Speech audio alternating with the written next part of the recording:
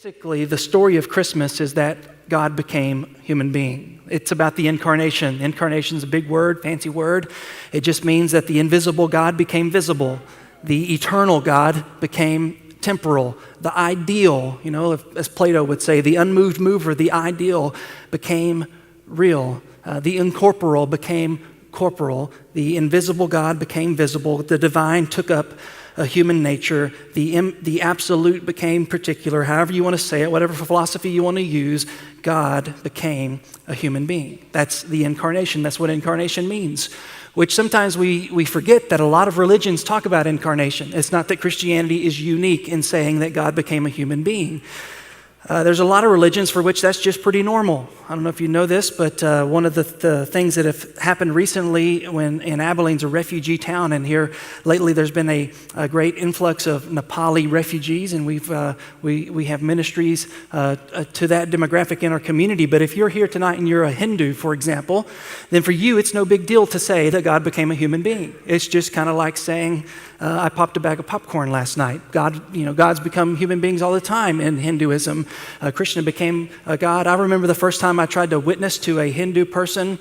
I shared the gospel with him. I presented an opportunity for him to believe in Jesus Christ, who was God in the flesh, and he prayed to receive Christ, and I thought, wow, that wasn't so hard. And I came back the next day, and he was still worshiping, his little Krishna doll and his other idols in the gas station. I thought, what's going on here? But for them, it's just one among many other gods. It's a God becoming human being is no big deal in Hinduism, no big deal in Buddhism. It's just kind of what you do. On the other hand, take Islam or Judaism, those monotheistic religions. They would say the incarnation, that's crazy.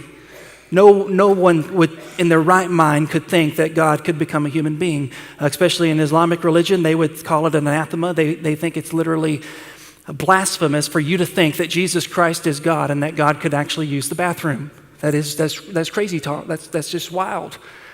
So on the one hand, you've got some religions who say it happens all the time. On the other hand, you've got other religions who say it doesn't happen at all. And then you have the Christian religion which says God is so immanent, he's so close that it's possible, but he's so far, he's so ethereal that it's not likely. So when Jesus Christ comes down, God in the flesh, Christianity is unique in saying that it's not normal, but it's not impossible.